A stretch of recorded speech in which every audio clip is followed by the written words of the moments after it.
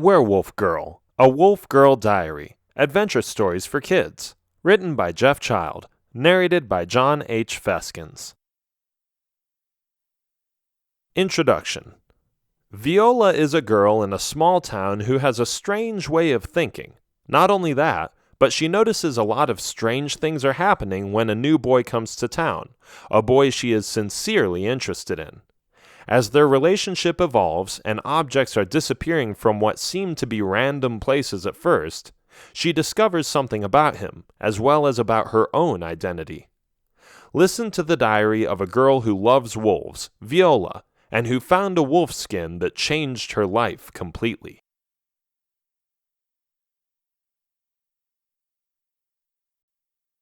Chapter 1. I Loved Wolves. Although my name is Viola, I don't have my hair in that color. No, I like the brown color of my hair. It suits me. And because I like it so much, I let it grow very long, having it stretch all the way to my lower back. It's a lot of upkeep, but I enjoy combing and brushing it every morning, looking in the mirror and feeling a little vain. I love going outdoors. We live on the border of a huge pine forest, and I often retreat and allow myself to sniff up the fresh air. Have you ever smelled fresh pine trees? It's the best thing in the entire world. I also love the wildlife. I think it's interesting to learn more about foxes, wolves, or bears. The predators intrigue me the most. Their constant drive to chase after others or improve their lifestyle by hunting down small animals is very fascinating. I don't go to school anymore. I am 18, which in this town is pretty old for a girl not to be married. You see, with the medieval practices we had, it was more normal to marry younger. Why didn't I get married yet, you ask? Oh, just because I wanted the right one. In a town as small as this, you only have a limited number of choices. After that, you either leave or stay single. And I stayed single, living by myself 3 streets away from my parents. I have to admit I turned down a couple of guys who asked for my hand in marriage. Okay, 3. I turned down 3 of them. Okay, 4, 5. Fine, I turned down 6 of them. Guilty. Imagine me raising my hand. Let's just say that one was a weirdo, the other was arrogant, another thought he owned me, one was a pushover, and the others were just not my type. I was looking for someone a bit more, how do I say it, reliable, handsome, motivated? I don't know. Anyway, I am getting ahead of myself. I will move along with my story. Then you will discover how all these things relate to what really happened in this little town. It all started with that day I went to the forest. The snow had melted, and all that there was left were some puddles and dripping branches. The pine smell had come back, and I loved it. I walked around for about a half hour, looking for seasonal fruits or berries, when I saw something on the ground. What was that? I asked myself. I moved closer and bent over. It was an animal skin or something. It was gray. I picked it up and looked at it. It looked like a wolf skin. Weird. I put my hand inside of it and noticed it was pretty dry. It felt fluffy and soft on the outside, and it looked beautiful. I didn't know where it came from, but I didn't care either. It was mine now. Happy with my newfound item, I walked around some more and returned home. At home, I put the skin in front of the fireplace just to let it dry a little more and make sure there wouldn't be any mold or bad bacteria inside. I looked at it again. I loved it. That night I had a dream. I dreamt that I was a wolf myself. I was running along with the pack the villagers had seen in previous years. We were attacking and pillaging the village homes. I didn't feel guilty about it. I was just helping the pack to survive. Hey, they had to eat too, didn't they? So I felt a little connected to these beautiful animals in the first place. Would it be fun to be a wolf? It made me wonder. Little did I know about what would happen the next day.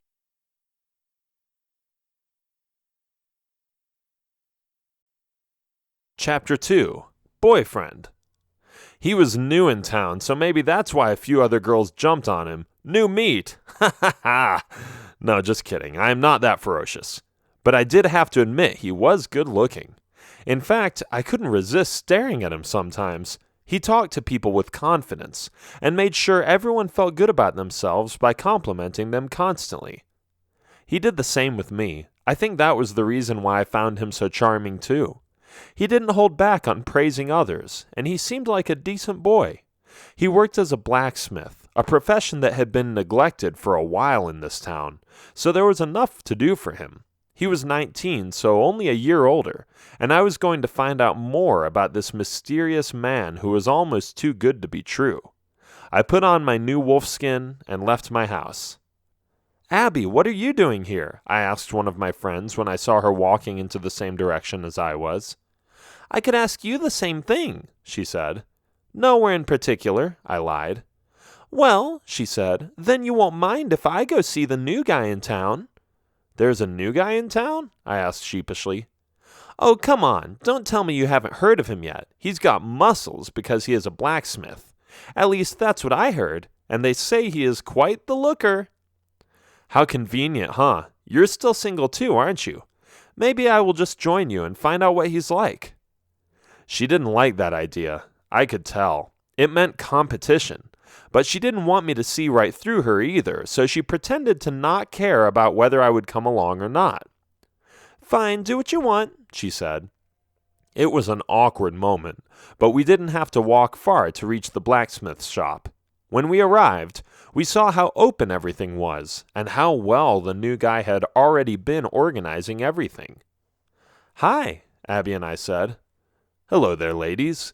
To what do I owe the privilege of your company?" he asked. "We were just coming by to welcome you to your new hometown," I said. "How are you liking it here so far?" "It's not bad. I have seen quite a few people come by this morning, and I'm trying to memorize everyone's names. How about yourself?" "Oh, we love it here," Abby said, "especially now that you're here." She was moving way too fast on this guy, but he seemed to think it was funny. He smiled and asked me the same question again.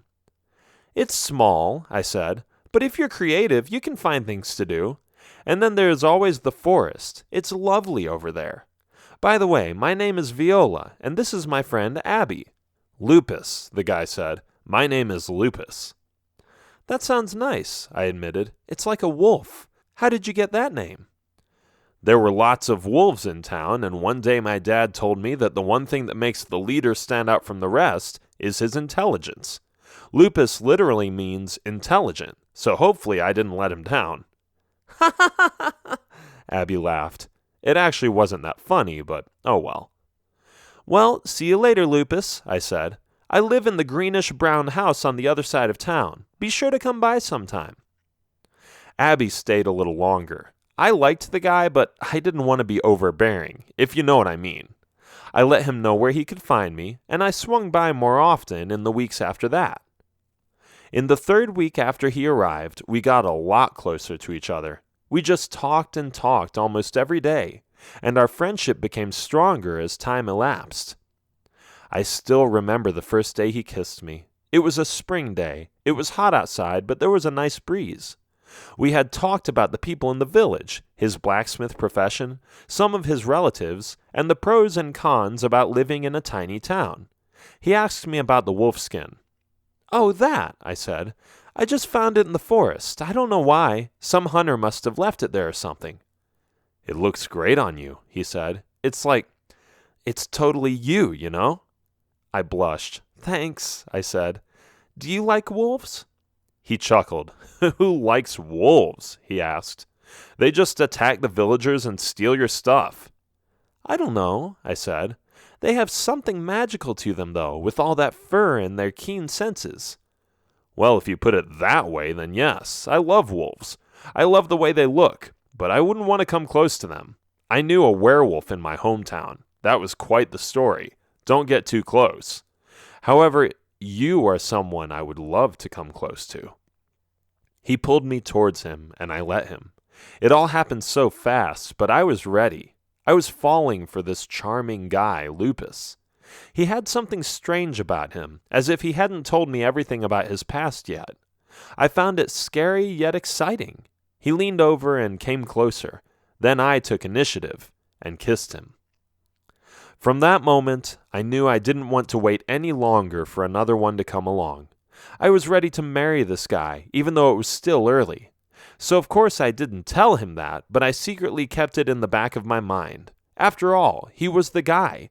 He was supposed to ask me to marry him. But I knew that I would say yes when the time would come. He took his time, though. He didn't want to rush into anything, and I was quite happy with that. From that time forth, we went to the forest more often, ate at my family's house, and he even taught me some blacksmith crafts. We dated often, despite the limited amount of things to do in town. We ran in the hills, picked flowers, swam in lakes, and climbed trees. Everything nature had to offer was at our fingertips. All spring and summer long, we had the greatest time of our lives. But then the winter came. Things would become a little scarier around here.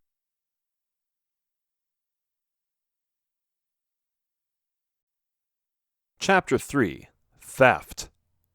It was full moon. The wind was cold as ice. Snow had appeared again, and tracks were quickly covered up by the falling snow. The weather was dreadful, the air was thin, and each villager could see his or her breath forming a fluffy cloud in front of them wherever they went. The white snow contrasted the thick black sky, reversing the brightness in the summer and painting a typical scene for a horrific event to occur. Outside, I met up with Lupus, who looked a little worried. "What's wrong?" I asked. "Business was bad this week," he said. "One of the villagers had me work on a shovel for 3 days, but refuses to pay up. He says I didn't do a good enough job, but I know that there is no other way to fix it." "Who was it?" "I think his name was Darius. Do you know him?" "Yes, I do. He's always been a jerk. I don't know what the deal is, but he is never nice to people. Don't take it personal." "I'm not. I just wished I wouldn't have spent all that time on this particular item when I could have been doing other things." I laughed a little. "What other things are you working on?" I asked. "I've been making some swords and shields, collector's items for the rich.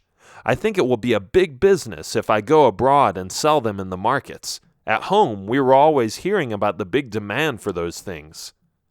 "You and your ambition," I said. "I love it. Have you always worked so hard?" "Of course, it's part of life. Besides, it's not just for the money. If you work hard, you will end up becoming a better person. That's what my father taught me. Do you think that's true?" "If he was referring to you, then yes," I said. Then he kissed me and said goodbye, saying that he still had a lot of work to do. "Don't you want to snuggle up together in front of the fireplace?" I asked.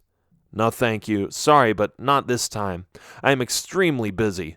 If I don't work hard this evening, I won't have enough to eat for the next few days." I felt for Lupus. He didn't deserve this treatment, but I hoped he would find a way. If not, I could always ask my parents to give him some food, or have him borrow some. I went home a little disappointed. Later that evening, I was inside my hut. Since it was freezing outside, I had gathered all the wood I could find, with the help of my boyfriend. A large pile of logs was stacked against the side wall of my cabin, and to make it even warmer, I had put the wolf skin on my body. The fireplace was warm, but on the front, so I made sure the wolf skin covered my back. There I was, staring at the flames, seated on a rug and wondering what the future would bring. I got sleepy, and it didn't take long before I was sound asleep, leaning against the wall, with the wolf skin covering my eyes. I don't know how long I was out, but I do know that I woke up with a jolt because of a noise. The cabin walls in the village homes don't allow the villagers to have a lot of privacy. I've heard dogs bark, babies cry, guys snore, and other disrupting sounds I couldn't quite put my finger on. But this time, it was unlike something I had ever heard before. "Ah!" one of the women shrieked. I ran outside as fast as I could. I could feel the tension. The whole village was running back and forth in the snow, trying to figure out what the panic was all about. I saw my parents and some other familiar faces. "What's going on?" I asked. "Someone has been robbed," a man answered. "All his storage food is missing. We are coming together for a grand council." I knew the council wouldn't be very grand since the village was small anyway, but I knew what they meant. It was only an hour later, late in the evening, that they assembled the entire village, with the exception of mothers staying with their small children, to be gathered into the main village hall. I was curious what was going to happen because I knew nothing about it except for what that guy had told me. I entered the building and saw the 50 people who were able to make it that night. Among them was my boyfriend, Lupus. I said hi and asked my parents if they wouldn't mind me sitting next to him. They nodded and I went to my guy, after which I leaned my head on his shoulder. "I'm tired," I said while I yawned. "Me too. Shh, they're starting." And the meeting began.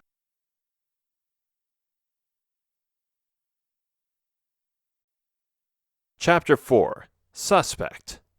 "Ladies and gentlemen," the chief villager, whose name was Calvin, began, "we are here tonight because a gross crime has been committed, and as a common people we need to figure out who did it and have him or her face the consequences. Will the victim please arise?" Darius stood up. "I have been robbed," he said. "I don't know who it is, but I saw him." "Could you please explain yourself?" the chief villager asked. "How is it that you saw the perpetrator but didn't recognize him?" "Because he was a wolf," Darius said. Everybody was surprised and in shock. Some of them held their breath. Others got big eyes and looked at Darius in fear. "A wolf?" Calvin asked. "How do you suppose a wolf can steal, Darius? Wolves don't even know where to look for your things." "I don't believe it was a real wolf," Darius said. "It was a werewolf. I have never seen one like it before. It had green eyes, black fur, and it was at least 3 times bigger than I am." "Sounds like a big monster," Calvin admitted. "Yes, and before it left the house it said something to me. I couldn't understand it very well since it sounded like a ruthless animal, but I think it was something like, 'Next time, pay up.'" "Interesting. What do you suggest we do about it?" Calvin asked. "I don't know," Darius said. "I tried to follow the footprints, but they got all mixed up with the other villagers' footprints, and some of them disappeared in the snow. Besides, after a while they weren't even there anymore, having turned into human footprints going into all different directions." "Sounds useless then. But let's get back to what the werewolf was saying. What do you think it was referring to when it said, 'Next time, pay up'?" "I haven't paid a few people for their services. It could be one of them." "Ridiculous!" one of the villagers shouted as he stood up. "What are you accusing me of? You've known me for years. Just because you happen to get robbed after neglecting to pay me doesn't mean I am a werewolf." "Calm down," Calvin said. "We haven't accused you of anything yet, but since you're so defensive about it, would you care to explain what Darius still owes you?" "He owes me 5 pieces of gold, that's what." Calvin turned to Darius and asked him for an explanation. "I'm sorry," Darius admitted. "I will pay you first thing in the morning." "Who else are you still indebted to?" Calvin asked. "That kid," he suddenly shouted. "That guy, Lupus. He is new in town. How convenient to have a werewolf just after he showed up. I owed him money for a tool he fixed. He must be the werewolf." "How dare you?" I said as I stood up. "Just because you don't know anything about him doesn't mean you can accuse him of being a beast." "He has motive," Darius said. "So how do you know your little boyfriend over there isn't a giant werewolf? You don't." "Lupus," Calvin said, "what do you have to say in your defense?" "I think that whoever took it probably stashed it away somewhere. You're welcome to search my place. I don't have your food." "Good answer, Lupus. Let's go take a look at your place after the meeting." "Fine," he said.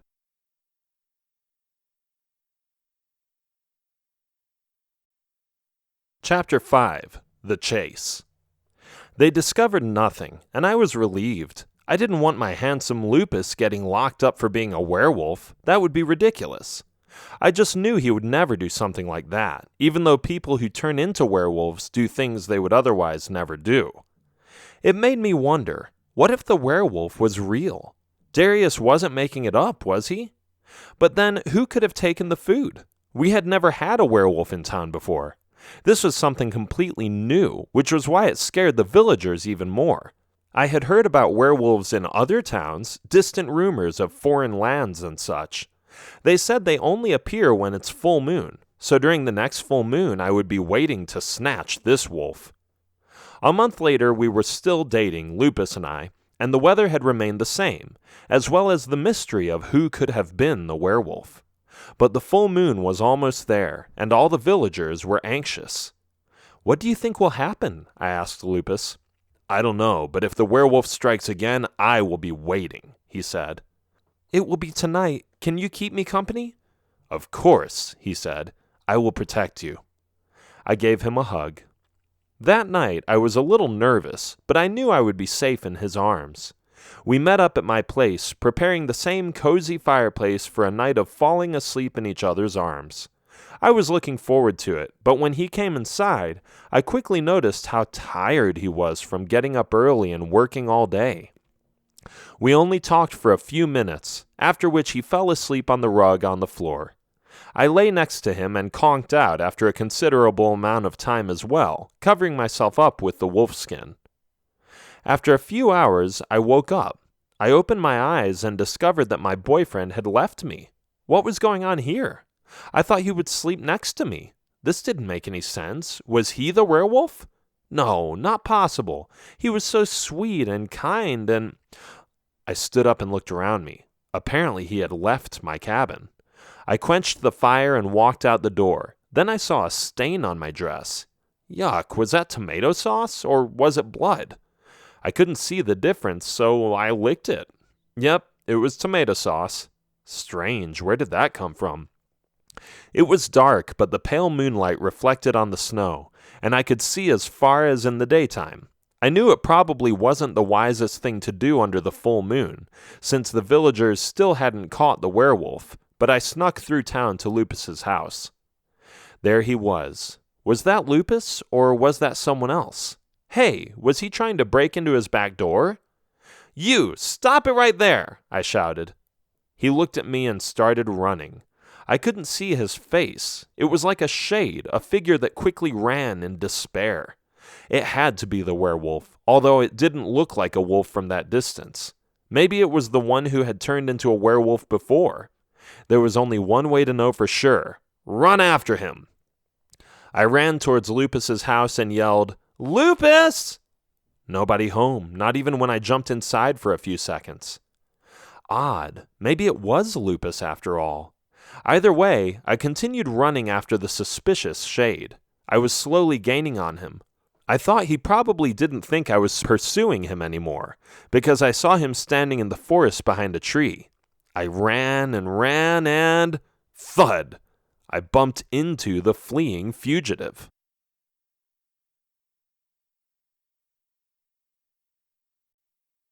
Chapter 6. True Identity. "Lupus?" I asked. "What are you doing here?" "I woke up and noticed that you were gone, so I went through every street trying to find you. Eventually, I looked at my place, but you weren't there. Then you yelled, but I thought you were someone else, so I ran into the forest. Does that make sense?" "Not at all. Why are you saying I was gone? I was at my place the whole time until I started looking for you."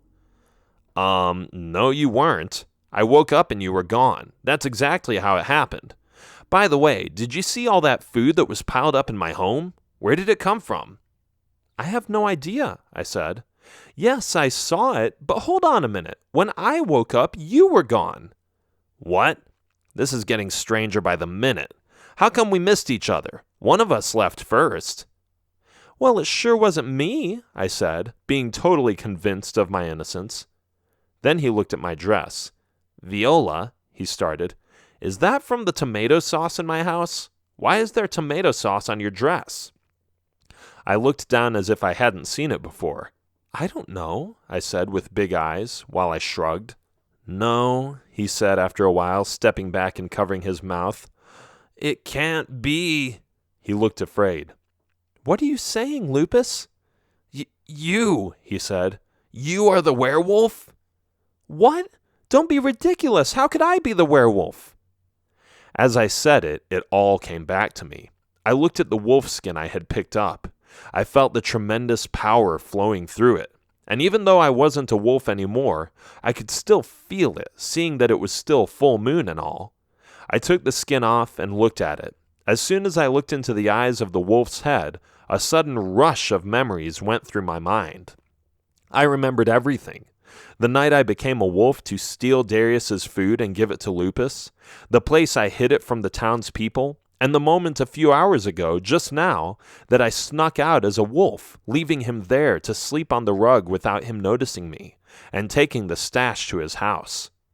I looked at the tomato sauce on my dress and remembered how I spilled the sauce on me when I was hauling the food to Lupus's storage room. "Wait," I said. "I can explain. I was only trying to help, don't you see? I didn't even remember doing all that until now. You have to believe me." "I don't know what to believe anymore," he said, after which he looked me in the eyes and ran off. I watched him being afraid of me, hurrying back to his safe home away from me. It made me sad. Our trust was gone. He suspected me of being the monster they were looking for, and when I thought about it, he was even right. I was the werewolf. I had been the wolf all that time, and I hadn't even realized it, because every time, after a night of plundering and stealing, I had woken up on my comfortable rug in front of the fireplace, with my clothes back on for some mysterious reason. I walked back and hoped he wouldn't tell the other villagers. My subconscious mind had tried to help him, since he wasn't earning enough. I looked at the village. Everyone was still asleep. I don't think he warned anyone else, but I was hurt. I was horrified that I was capable of robbing another in this monstrous form. What was I going to do?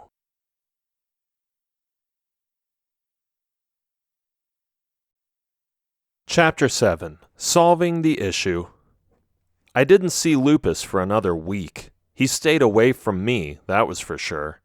I even walked by his shop a few times, but he would always just look at me and then keep banging on a piece of steel or something.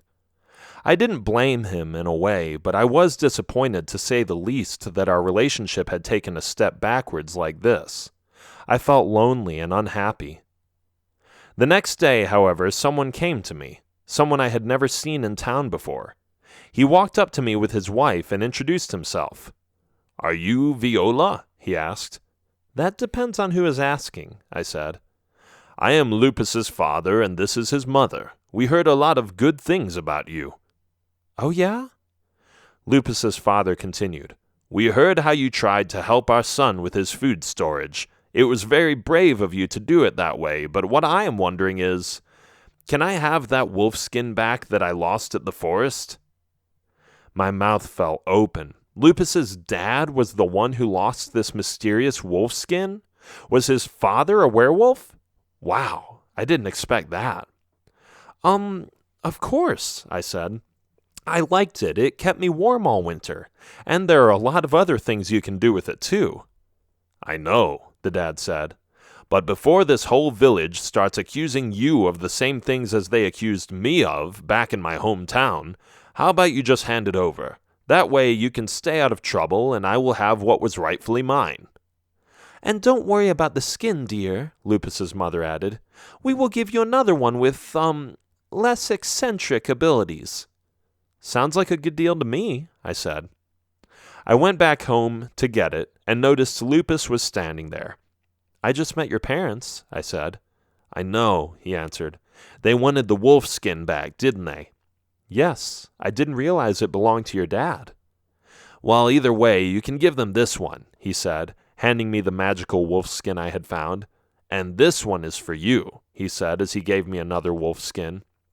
"Thanks," I said. "Oh, Viola," he said, stopping me from turning around. "There is something inside the new wolf skin I gave you." "Okay, I'll look at it later." Could you look at it now?" he asked shyly. I don't know what this guy was up to, but he sparked my curiosity. I agreed to humor him and reached inside the wolf skin's fur. It was an object, hard and probably made of metal. I pulled it out and looked at it. "What is this?" I asked. But when I looked at him, I saw him kneeling down on one knee. He grabbed my hand and proposed. And guess what? I said yes. Nobody ever bothered looking for the werewolf again, because during the next few full moons, no one spotted it. It would be pointless anyway, since the wolf skin I now had wasn't magical or special in any sense. Well, actually, it was special, in the sense that it was the place I found my engagement ring. That was special enough to me. I never got rid of it. and each winter we sat in front of the fireplace and snuggled up under the warm wolfskin Lupus had given me. The end.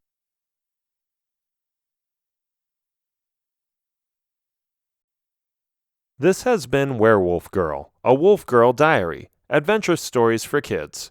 Written by Jeff Child. Narrated by John H. Feskins. Copyright 2017 by Jeff Child. Production copyright 2017 by Jeff Child.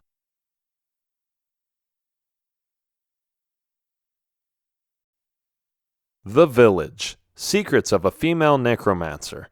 Kids Adventure Stories. Written by Jeff Child. Narrated by John H. Feskins.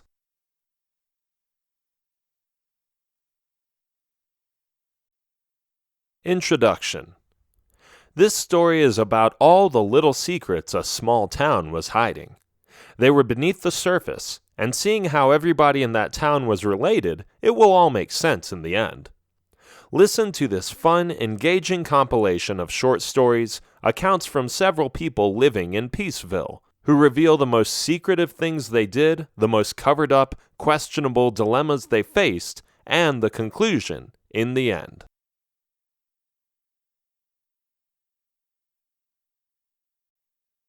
Secret 1. The Baker's Daughter.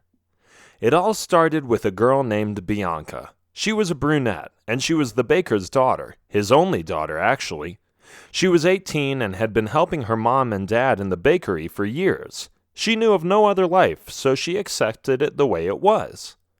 But she liked adventure. Sometimes she snuck out and nobody knew where, only to return early in the morning, just in time for the next baker's session. She didn't lack any sleep, or so it seemed, and those who had seen her out in the middle of the night wondered how that could be, but no one asked, and her parents never found out. That is, until one day, somebody did. He was up, and he followed her. "Bianca," he said silently to himself.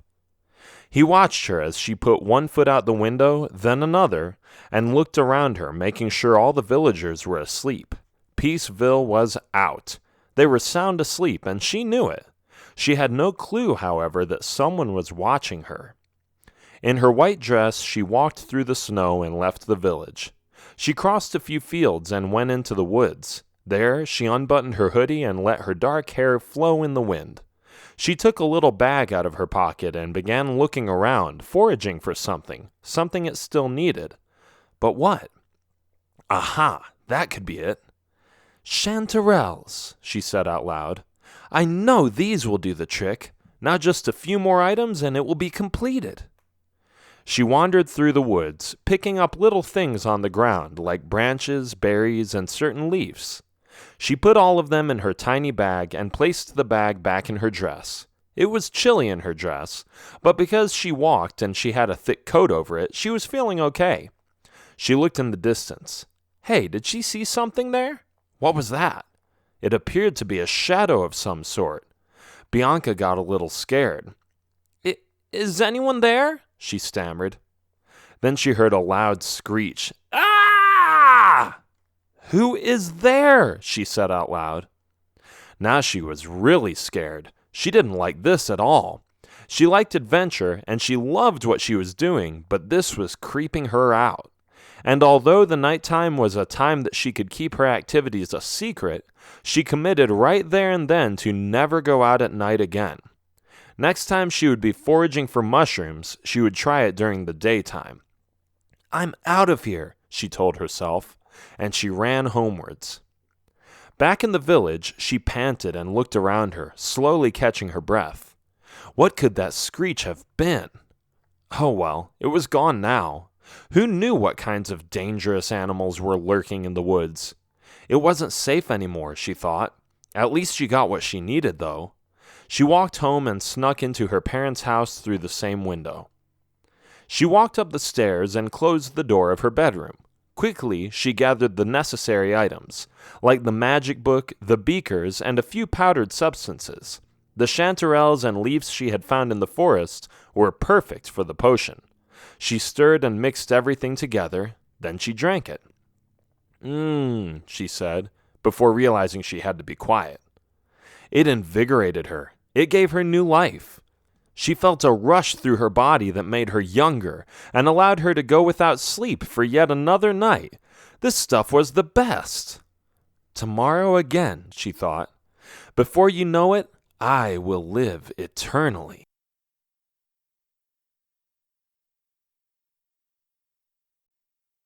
Secret 2: The Single Knight. He had always had a crush on her, the knight in shining armor. Well, that is, if his armor would still be shining. He was only a few years older, but he had already been to the battlefields on the outskirts of the country, where courageous soldiers like himself had been fighting off hordes of dragons, skeletons, and ghosts. Marcus had been a brave soldier, but after he got wounded, he had to retire at such a young age, the age of 21. His young life had been taken away by a single action. It had all started with the invasion of a skeleton horde. Skeletons had started an offensive against the border troops. Thousands of skeletons were storming at the tents and camps the soldiers had set up. Since it all happened so quickly, the soldiers had little time to prepare for battle. "Alarm!" Marcus yelled when it happened. "We are being attacked!" "From where?" one soldier asked. "From the west," Marcus answered. "Not true," another soldier said. "They are coming from the north." "I see them coming from the south," the general added. Sadly enough, it was true. They were being surrounded. The wither skeletons were assaulting their camp from 3 different sides. Each skeleton ran with sword in hand and started slashing down tents and structures, stabbing soldiers and setting posts and towers on fire. It was total chaos. Soldiers were running all over to make an attempt to protect their friends and comrades. But they didn't stand a chance, and after considering the losses, the general had enough. "Pull back, now! Let's get out of here!" the general yelled. Marcus looked over, and because he unintentionally got distracted by his commanding officer, a skeleton came from behind and stabbed him between the ribs. "Ah!" Marcus exclaimed. He fell. His vision got blurry as the war cries and the sounds of clashing blades still echoed through his mind. He slowly lost his perception of reality and passed out. When he woke up, the wither skeletons were already gone. The army's medics were laying him on a stretcher and took him to the doctor, who had his hands full treating other patients. There he lay, Marcus, the soldier who had fallen in battle, patiently awaiting his turn to be healed, which came after some long hours of inward suffering. That was his story, the end of his service in the army. He was able to walk and basically do everything, but the doctors had told him he was dismissed. Now he had arrived at this village, where they had secured a home for him.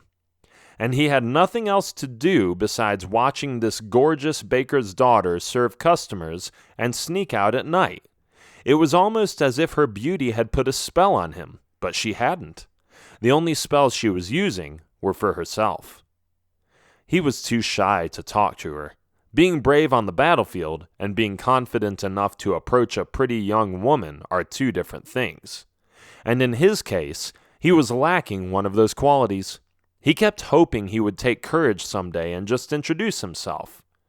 That evening he saw her again. "Oh my, she is so beautiful," he told himself. "Even from afar, the moonlight reveals the splendor of her figure, and her sweet face reflects the bright light." He couldn't get enough of watching her, but he knew he had to move in order to keep track of her. He didn't just do it to see what she was up to. He knew better than being a dirty stalker of some kind. He also followed her because he was concerned. A girl that age shouldn't go out in the middle of the night by herself. If something or someone would threaten her, he could intervene and prevent her from being harmed. With these thoughts, he watched her go into the forest, and he followed within a distance. What is she looking for? He asked nobody in particular. He didn't know about her potions, but he was always curious enough to find out what she would be putting in her bag. But then he bumped into a shady creature. What was that? He saw it from a few feet away. Was it sleeping? Marcus pulled his sword. This thing better not go after Bianca. He slowly walked closer and closer. Then it woke up. It was a dark creature. The dark creature looked at him and screeched. Marcus took a stab at him, but his enemy was too quick and teleported away. Bianca, was she okay? He ran towards her, but she was already gone. Where did she go? Then he looked to the fields right outside the forest. There she was, running back to Peaceville. The poor girl probably got scared. Stupid dark creature. Why did he have to show up there? Oh well, hopefully she was safe now. Safe, but not with him. Marcus put his sword back and walked home. He was still hoping. Maybe, someday, he could speak with her.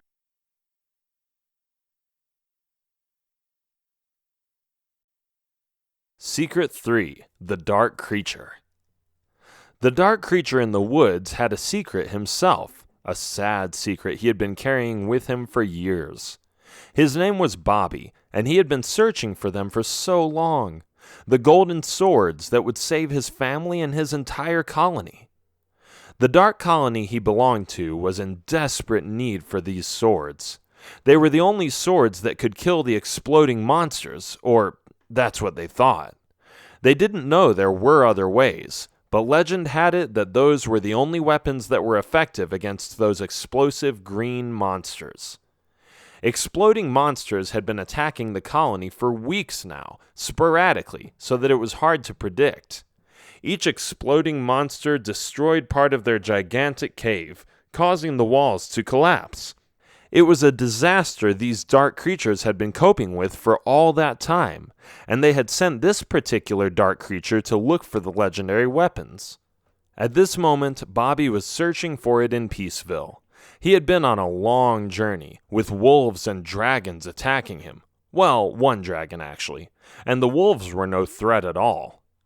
This is what happened. He was simply walking through the woods on his way to the village the other dark creatures had heard of, the one that supposedly had the golden swords. But when he looked up, a dragon was flying over his head. Maybe he can't see me, Bobby thought, reasonably assuming this because he was black and it was dark. But the dragon had a strong nose, and even stronger senses, feeling the waves in the air, seeing through trees and sensing a small body heat difference in its direct environment. The dark creature didn't think of all this, so he ignored the dragon's presence. Suddenly, whoosh! The dragon flew lower, almost snatching the dark creature off the ground. The dark creature was startled. He didn't know what to do. I almost died, he thought. Now what?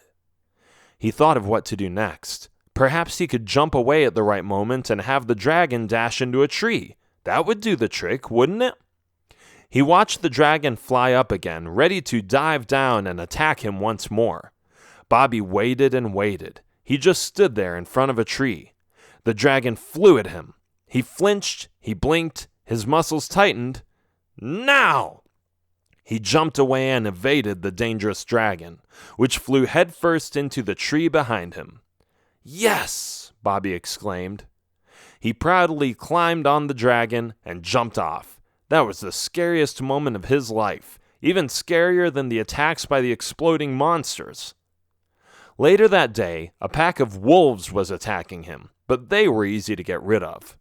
All the dark creature did was scream and moan when they came too close. The wolves were pretty confident at first, but after such a brutal sound, they howled and yelped and ran away in fear. Not nearly as impressive as the dragon, that was for certain. Back to the village. Bobby had been searching all day but had found nothing. He had already visited the blacksmith and any person he thought would have those golden swords. He tried his luck, but the opposite happened. People were chasing him away. Get out of here, dark creature! We don't want you here! Had been the common expression wherever he went. Bobby was sad. He was disappointed. But he was sure that the golden swords were in this village somewhere, so he didn't give up. He would hide in the woods during the day so that he could search the village during the night. But that one night was different. It wasn't even that dark yet, at least in his mind. He was used to a pitch-black environment, so he waited a little longer until the moon would hide its shiny face. He was about to wake up from a long nap when some knight with a sword, not a golden one, disturbed him. Bobby got scared and yelled at him, but he wouldn't go away, so he decided to teleport to a different place. It was that simple. Would he ever find those golden swords?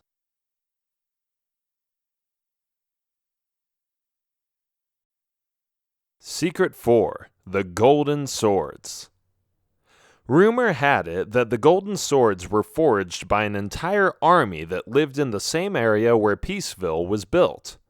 According to those spreading the rumor, it occurred more than 200 years ago, but it was still significant enough to talk about. Back in the day, the farmers were hungry. Their harvests turned out badly that year, and they needed something else to rely on. So some of them searched for new land and traveled abroad. One farmer, after a long journey, had stumbled upon an exploding monster colony and ran homewards as fast as his legs could carry him. "Exploding monsters! Exploding monsters!" he yelled, arriving at the village. "What?" another farmer asked. "Exploding monsters! You know, you've seen them before." "They're real? Are you serious?" "Yes, and they saw me. It's terrible because I think they followed me here." "You idiot! It would have been better if you hadn't bumped into them at all."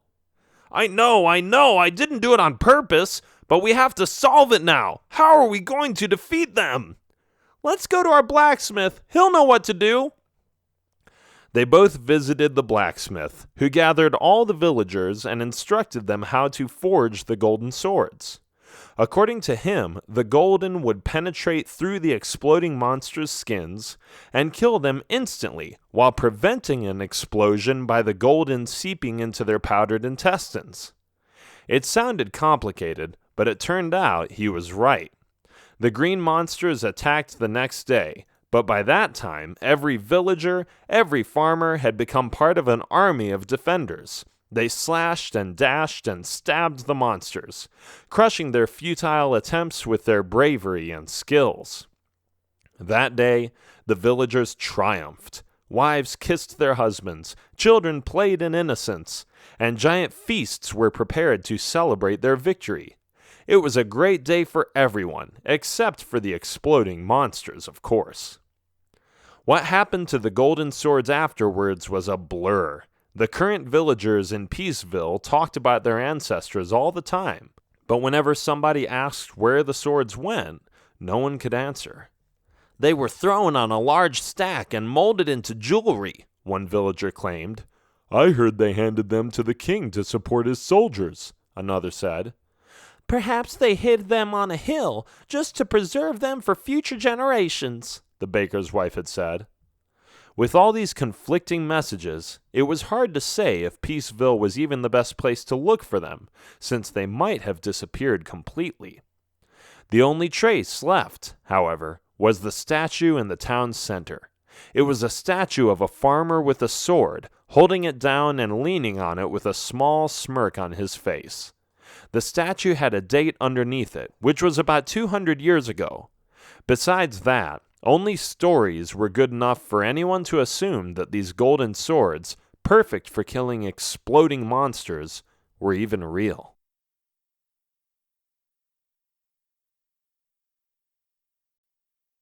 Secret 5: School. On the outskirts of Peaceville, there was an elementary school. It was a fine-looking building, finished up on the outside and warm and cozy on the inside. The brown roof went along perfectly with the surrounding green landscape, and the overall atmosphere of the location felt peaceful and serene. But there was something only a handful of people knew about. This elementary school was built next to a graveyard, an ancient graveyard that had been covered up since people stopped caring. Only a few villagers knew about it, because it wasn't even visible anymore. The gravestones were gone, and the soil had been piled up on the graves, creating an extra layer of ground to build upon. Moreover, the only villagers who knew about it didn't want anyone else to realize what lied beneath, since this would only trigger the superstitious imaginations of the parents, who would thus refuse to send their children to this beautiful school. But every once in a while, delicate kids would sense vibrations in the air that would give them the chills, waves that were not from their worlds, not from their dimension. The spiritual realm was a mystery, and the only children who had expressed their worries in that school building would be interrupted, ignored, or ridiculed. So after a few years, even the ones who felt the truth would doubt their own perceptions of reality. Bianca was such a girl, the same baker's daughter who snuck out of the house. When she was 12 years old, so only 6 years ago, she knew something was wrong about that place, but at first she didn't have the guts to speak up. She walked around with that awful sense of awkwardness and wondered if there was something wrong with her. But when someone else talked about the soil's history, she let go of all doubts in her mind. "Hey, have you heard?" her friend Sasha asked her. "Heard what?" Bianca asked. "That there are ghosts in the school. You can hear them at night, as if they are haunting you if you sneak into the building without asking." "That's ridiculous. How can there be ghosts?" Bianca said. "I heard it's because before this school was built, there used to be a graveyard right next to it." "I heard it too," Miranda added, another of Bianca's friends. "They spotted a kid the other day who said he heard voices. It didn't make any sense, but when I found a bone on the other side of the playground, I knew it was true." "You found a bone?" Sasha asked. "Of course," Miranda bragged. "Show us." "Well, I handed it over to the teacher. She said it looked more like a branch." "So did you get to keep it then?" Bianca asked. "No," Miranda said. "The teacher said she wanted to hold on to it." "See, something's up," Sasha said. "Let's sneak into the school tonight and get spooked out. I am totally up for it. How about you, Bianca? Are you in?" Yes, of course. Sounds exciting," Bianca said. "What are you girls up to?" they suddenly heard a voice say. It was Tom, a boy at school who had a reputation for bullying and teasing. "Oh, nothing," Bianca said immediately. "We're just going to see the ghosts at the school when it's dark, but you're probably too scared to come along." "Ha! That would just be a waste of time," Tom said. "I don't believe in ghosts, so if you're trying to scare me, then better luck next time." "Fine," Sasha said. "We'll go by ourselves, and then we can tell you all about it, loser." Tom walked away. Bianca and Sasha stuck out their tongues, but Miranda wasn't too sure if it had been a good idea to tell Tom. That evening, the trio came together in front of the school building. They all told their parents they were sleeping over at somebody else's place, and it seemed to work because they had fallen for it.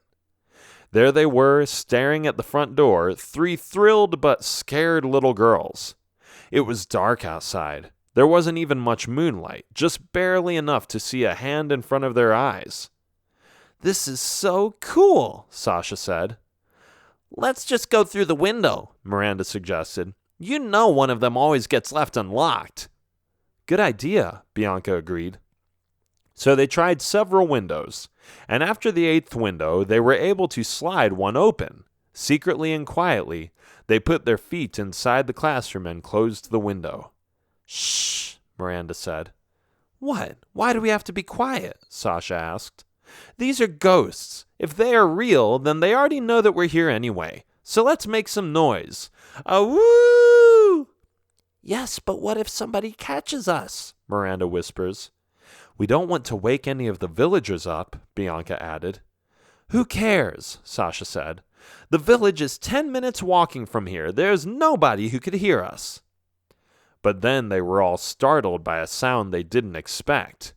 "Oh!" they heard. They all held on to each other. What was that?" Sasha asked. "I don't know," Miranda said. "Let's get out of here. I believe there are ghosts here. I don't need to see them," Bianca said. Okay, we're leaving," Sasha said. "I've witnessed enough. They are real. They are here." Suddenly, they saw a white cloth coming at them. The 3 girls screamed in fear. If they had been a little less naive, they would have seen it was just Tom dressed up as a ghost trying to scare them. But they were so in the moment that they took it seriously and opened the window as fast as they could. "Oh!" Tom shouted. "Let me out," Sasha said, pushing Miranda's butt through the window after Bianca had already stepped out. Tom came closer. "Ah!" Sasha screamed as she climbed out and ran after the others. Tom laughed. He thought it was hilarious. The next day at school, the girls were teased by the other kids in their class. They all heard from Tom how the girls had been running away and how scared they were when Tom made ghost sounds. "Hey, Sasha," some said, "I heard you were afraid of a little boy dressed up as a ghost." "Oh, shut up," Sasha would answer. Miranda and Bianca were also teased, but they didn't have the temper that Sasha did, so they didn't react to it as much. And so, because of this little prank, nobody would ever mention graves or ghosts near the school again. No one wanted to be teased like they had been. But Bianca still believed there was something to the story that wasn't absolutely untrue. She felt it. The spirits of the dead were in the air.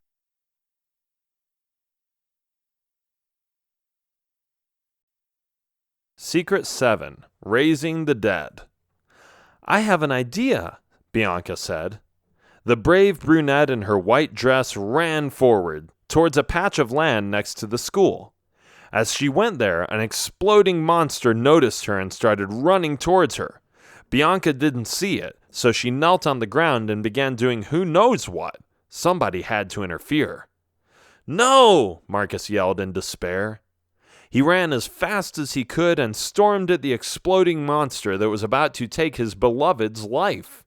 With sword in hand, he stabbed the creature, and before it exploded, he kicked it away. The exploding monster was only a second away from exploding, so Marcus put his arms around Bianca to protect her. Boom! Bianca looked up. Marcus became extremely shy again. "Hey, handsome, you just saved my life," Bianca said with a smile. Marcus couldn't utter a word. This was the first time this beautiful girl spoke to him. He was speechless. "What's your name?" she asked. Marcus," the soldier stuttered. "Thank you, Marcus. My name is Bianca," she said. "Oh, I know your name already," Marcus admitted. "How did you—" Never mind, we'll have to continue this conversation later," she said. "Now please back off a bit as I try to save the school." The villagers all looked in awe when they saw this young woman do her thing. She raised her arms and threw some kind of powder on the ground around her, speaking formulas and strange words. "Strabash Kafulika," she finally said. Nobody knew what it meant, but after she said it, they were all witnesses of the same miracle. Out of the ground, decaying arms and rotting heads popped up. "She's a necromancer," her dad said with a surprised look on his face. "My daughter is a necromancer." After the odd words that came out of her mouth, Bianca stood up, still raising her arms, and hundreds of foul-smelling zombies came out of their long-forgotten graves. But the most mysterious feature of these zombies appeared only a few seconds after they were raised from the dead. They were all holding shiny swords in their hands. "The golden swords," Bobby whispered. "Protectors of Peaceville," Bianca said. "I command you to kill these exploding monsters once and for all." The zombies all listened to her. They were the ancestors who had defended the village once before, and now they were obeying her orders. Marcus's mouth fell open. This girl was even more incredible than he had suspected. She had power over zombies. But then he realized this was the perfect chance to show his bravery. He turned around and encouraged the villagers to participate. "Don't just stand there. Let's go help them," he shouted. Led by the zombie army and the brave former soldier, the male villagers rushed forward and joined the ranks, fighting back to drive the exploding monsters away, while the women ran towards the school to make sure their children were safe. hacking and slashing with their rakes, their pitchforks, and bashing exploding monsters' heads with their shovels, most of them were still bedazzled when they watched the sharp golden blades do their work. Hundreds of zombies were clashing with the many exploding monsters that had threatened their great-great-great-grandchildren. The battle only took a half hour, in which hundreds of exploding monsters were prevented from exploding and stabbed to death by this army combination of the living and the undead. When everything seemed safe, Bobby went to Bianca and talked to her. "Hey, a dark creature, what are you doing here?" Bianca asked. "Back off," Marcus said. "This creature was trying to kill you in the woods." "You saw me sneaking into the woods?" Bianca asked. Yes, I just wanted to make sure you were safe." "But what were you doing there?" Bianca asked the dark creature. "I have been looking for those golden swords for a long time," Bobby said. "Our colony is being attacked by exploding monsters, so we need them. I just didn't know they were buried with the dead." Bianca looked at Bobby and then looked back at the zombies, who were still waiting for her orders. "Take them," she said. "How many do you need?" "Only a few, but just enough for the guards to fend off the exploding monsters. They come one by one, so I don't need all of them." Bianca walked towards a couple of zombies and took their golden swords. She handed them to Bobby, who thanked her elaborately. After that, he teleported away with his newly acquired possessions, happy as a clam. The mothers and children were joined with the fathers, and the entire village was discussing what to do next, how terrified they were, where all the zombies came from, etc. When Bianca was done, the zombies returned to the ground, taking their spots back. Bianca's dad came to her and embraced her, telling her that he was proud of her, and thanking her for protecting the children. "So you're not angry at me for practicing magic?" she asked. Her mother smiled and shook her head. Her father gave her a hug again and said, "As long as you practice the right kind of magic, you can do whatever you want. And if I am not mistaken, there is an anxious young man there, who I think just saved your life, and is now waiting for you to give him some attention." He was pointing at Marcus. Bianca walked towards him and they started talking. Everyone was relieved. The village was safe again. The end.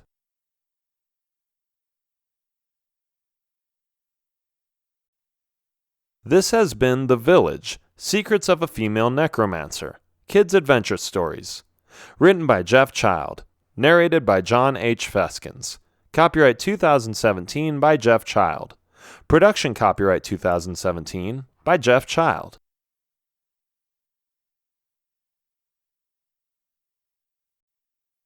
Teen Girl Book, Diary of a Green Monster Girl, Adventure Stories for Kids. Written by Jeff Child. Narrated by John H. Feskins.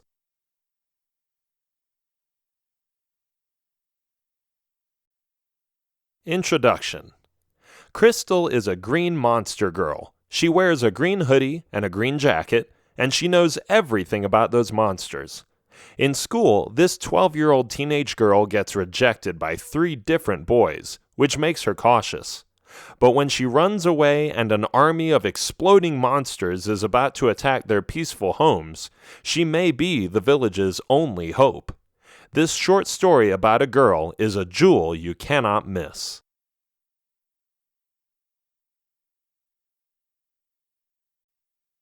Chapter 1. Rejected. It is no secret that a lot of the girls in my class don't like me. I mean, they gossip about everything. They hate my green jacket, my skirt, and especially my hoodie. Well, they're not so perfect either, but let's not go into that. I maintain my own style, if you will, something I have always been proud of. I am Crystal, and I am 12 years old. Do you know how kids are to each other at that age? They're mean. It's because they are trying to become more popular, and one of the best ways, they think, is by putting someone else down.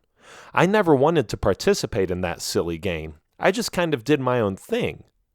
That's not to say that I was normal. Other girls don't wear hoodies. They didn't wear green. In fact, a lot of them wore pinks and purples just to appear more feminine. Not me. I was a green girl, and let me tell you why. You probably already saw it coming. I love green monsters. That's the reason. Ha! How can anyone love them, right? They're disgusting, filthy, and, well, creepy. But I guess I saw something in these elegant creatures that nobody else did. I drew green monsters, I talked about them, I read books about them, and I was amazed at the way they could run fast and explode out of the blue. Their suicidal tendencies were puzzling to me, but perhaps they just had those because they weren't too clever in the first place. It was just their nature. Our village mainly consisted of farmers. Some of them were smart, others were plain stupid in my eyes. Anyway, just because they are farmers doesn't mean that some of them are incredibly handsome. That was one of my weaknesses. My dad was always gone, and I guess I was looking for that male role model in my life, so I drew closer to the guys in school, which weren't always mature enough, I have to admit. But every once in a while, I would have a crush on one of them and obsess over a particular guy. The first one was named Niels. His personality? Well, from observing him, I knew he liked to play sports, soccer in particular. He also smelled great when he came out of the locker room. Yes, that was me being creepy by shadowing him. And he hung out with some of the popular guys. Was he out of my league? I didn't know. I didn't sense those things very well, so I knew there was only one way to find out. I had to just go for it. But my plan had to be flawless. I didn't want to embarrass myself in front of my peers, and being turned down was something that would have such an effect. The first time, I didn't get it. I didn't understand boys, and between you and me, I don't think they understand themselves at that age either. I was too forward. I was too eager. I should have been subtler. So one day, I just walked up towards Niels in the hallway when he was standing next to the lockers with his friends, and I said, "I like you. Will you be my boyfriend?" Wrong move. Girls don't ever do this. You have to build it up first, which was a major mistake I made. All he did was stop talking to his macho friends, whom I didn't particularly like, by the way. Then he looked at me and asked, "Who are you again?" "I am Crystal," I said from underneath my hoodie and shaking with fear. "Crystal? Well, Crystal, I don't know anything about you. And since you're hiding your face, you must not be that pretty. Besides, I already like someone else. So thanks for the offer, but the answer is no." "Oh, okay," I said shyly, and then I walked away. Some girls in the same hallway giggled. Now they had another thing to gossip about. Great. And the next day, after crying for the entire evening, I saw a lot of kids looking at me. Some of them chuckled, and others were just staring. What a stupid decision I had made.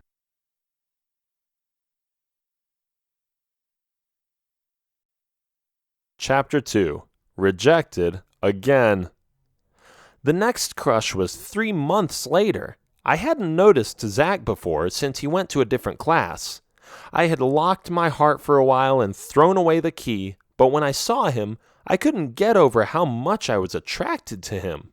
His wavy blonde hair matched his oversized shirt and his blue eyes perfectly. He was a stud.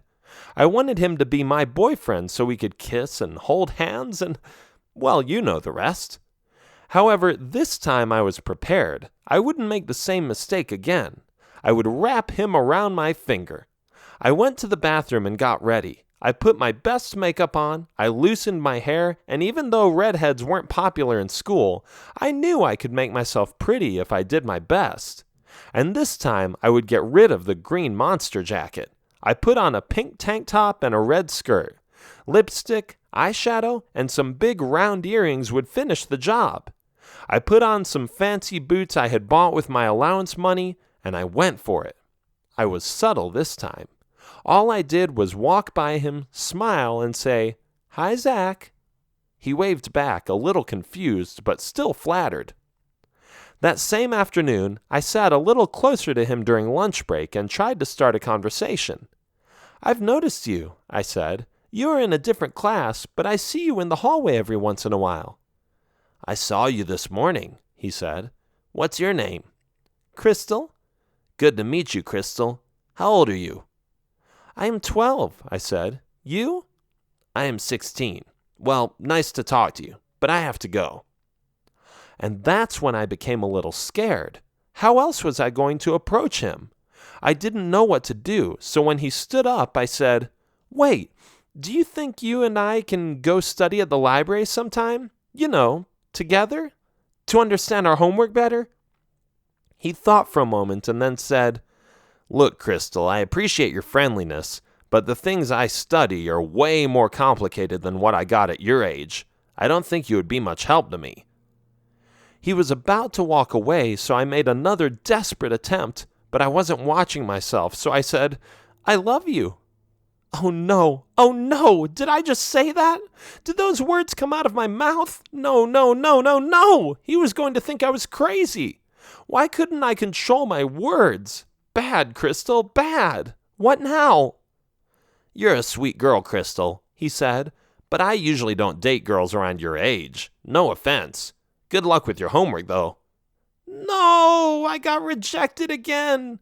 And the worst of it all was that I couldn't even hate him for it. He was a nice guy. He wasn't even rude to me.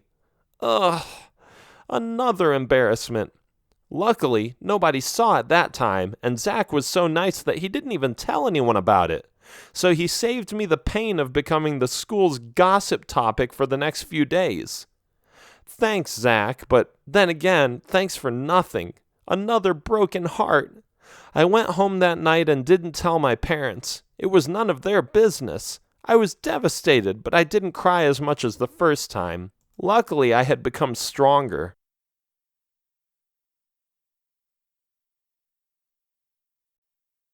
Chapter 3. Rejected Once More. Because of the previous rejections, I became even more careful in my approach.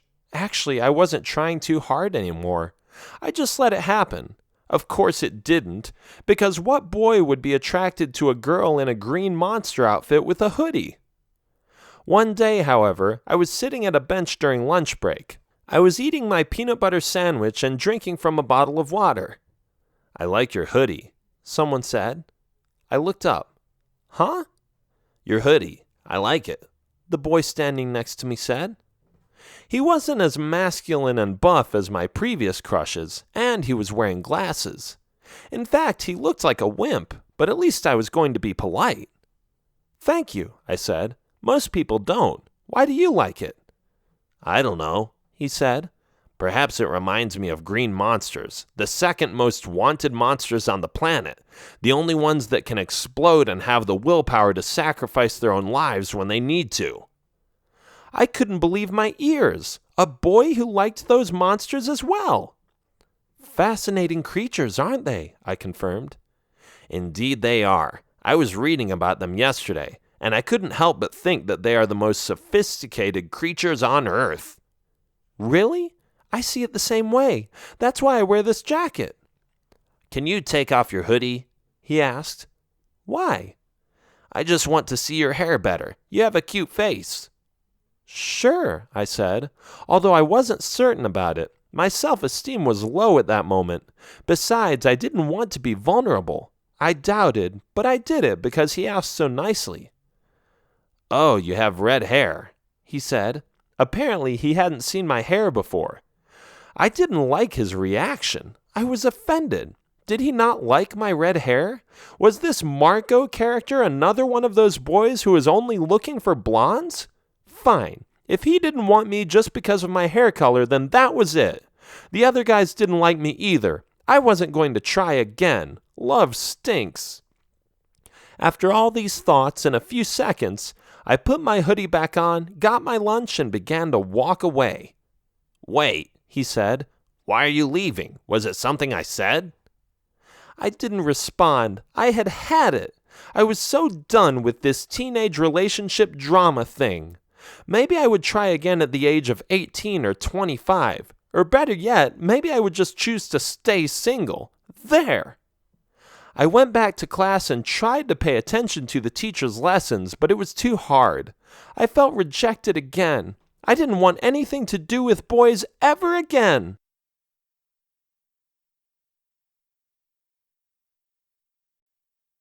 Chapter 4. Enough. I was really upset that afternoon. I went home and hid my face underneath my hoodie as much as possible. I didn't want to talk to anyone, especially not Marco. What an insult! He hated my red hair, like everyone else. Well, I wasn't going to dye it. Take it or leave it, stupid boys. I came home and greeted my mom. Then I went straight to my room. As I was packing a few things and filling up my backpack with treats, a blanket, and my toothbrush, my mom came to my room and asked me what was wrong. "I am leaving," I said. "I've had it with this town." "Please stay," my mom said. "You can't just leave like that. We care about you. What is going on? Sit down and explain to me why you're so upset." "No, let me go," I said. "Crystal, please, just breathe and take a minute." She grabbed me by my shoulders and looked into my eyes. I gave in. I sat down on my bed and sobbed. "Nobody likes me." "That's not true," my mother said. "I like you and your dad likes you. I'm pretty sure there are kids at school who like you as well." "The girls hate me, they gossip about me, and the boys, well, every time I have a crush on someone, I get rejected." "Ah, boy problems, huh?" my mother said. I remember having those. "It was easy for you, Mom," I said. "You have blonde hair, but because Dad has red hair, I inherited red hair. It's not fair." "Ha! You're a poet and you don't know it," my mom said. I looked at her in a mean way. "Sorry. Please continue," she said. "Well, today it happened again," I went on. "There is this boy who was a little interested in me, and as soon as I took off my hoodie, he said that he hated my red hair." "He really said that? Literally?" It was implied," I said. "But who cares? I don't want to go to school anymore." "You're in luck, kiddo. It's weekend, so tomorrow you can stay home or go into town with me. Wouldn't that be fun?" "Sorry, Mom, but I am too old to go market shopping with my mother. The other kids will laugh at me if I do that." "Okay, suit yourself," she said. "Just know I am always here for you if you need me." Then she walked out of the room. I thought about what she said, but I was a stubborn girl. 3 rejections were enough for me to know that I wasn't wanted. Besides, I wanted to get out of the village anyway. Therefore, I kept the things in my backpack and waited until the evening. When the night came, I snuck out. I tiptoed through the village streets and went into the forest. It was dark and creepy, but I loved the adventurous taste I was having. As I kept walking through the woods, I saw all the owls, the rats, and some other wild animals there. It was as if they wouldn't show themselves in the daytime, and as if they liked my guts right there and then. I kept walking for a few hours and reached a cave at the foot of the mountain. I checked for predators, but there were none. "This looks like a comfortable spot," I said. I pulled the blanket out of my backpack and lay down. The fresh air and the darkness of the night were excellent for an open-air sleepover. "I don't care if they look for me or not," I said to myself. "I am staying right here. Tomorrow, maybe I'll pick some berries to eat."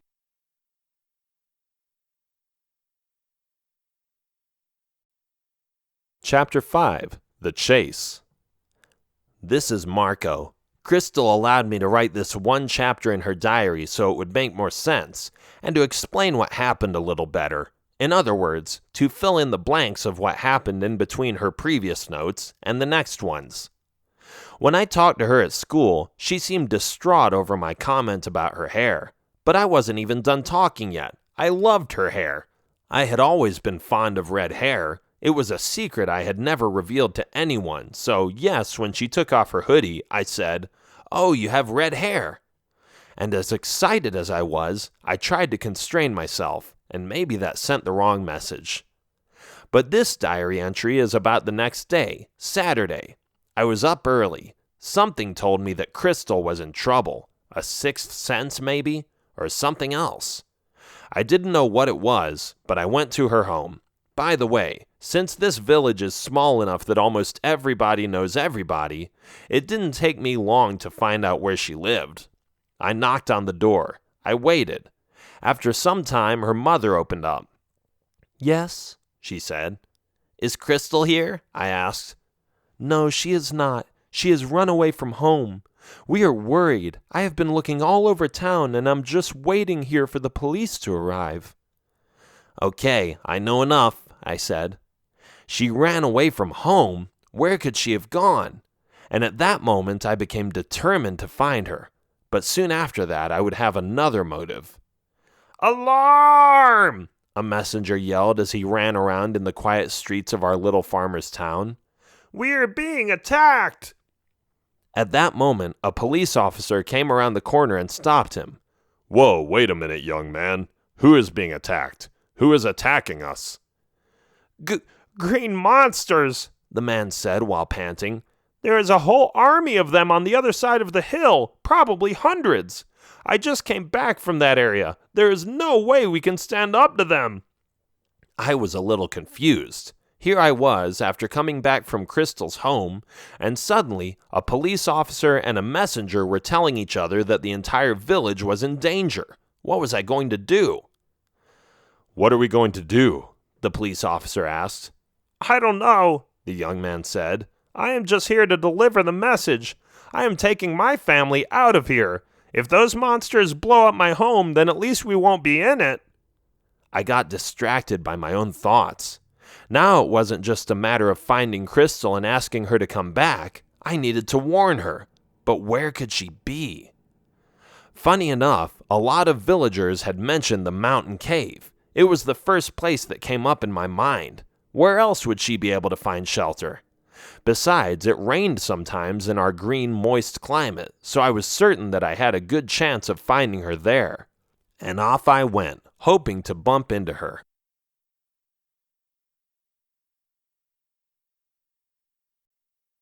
Chapter 6. Only Me. This is Crystal again, just continuing my diary. I woke up by the sound of birds chirping. The woods were an excellent place to find some peace and quiet. I stretched, looked around me, and bent over. One of the worries about my parents got shoved aside, and I watched the sun rays through the trees. It was beautiful in this nature area. I scavenged for berries and came across a big raspberry bush. Jackpot, I said. This is what I wanted for breakfast. Perhaps I should come back here with my parents sometime and pick all the ones that are left after I eat these. Saying that, I realized that I should go home again. There was no point in staying upset, and my parents hadn't done anything wrong. It was just my own emotions getting in my way. Life is strange. Anyway, after exploring the forest a bit more, I suddenly heard someone yell my name. Crystal! Crystal! Who could that be? I ran towards the sound and was surprised to see the same geeky kid that I liked the day before. Marco? I said. What are you doing here? I could ask you the same question, but I'll go first. I came here to look for you.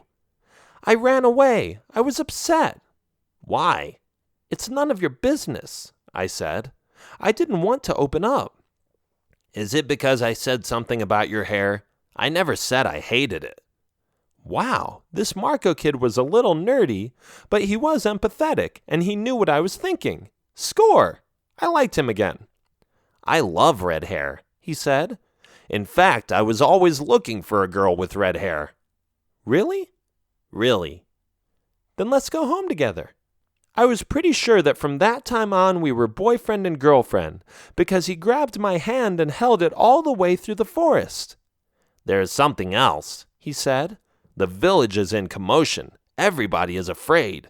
A big army of explosive monsters is coming our way, and I don't know what to do about it. Have you ever read about how to stop them? Are you kidding? I know all about them, I said. And I doubt that anyone else knows about these little secrets. Trust me, Marco, I am a true green monster girl. I have met some monsters before, and I know exactly what to do. Cool. I knew you had it in you, he said. You're amazing. I blushed and said, Let's go before it's too late.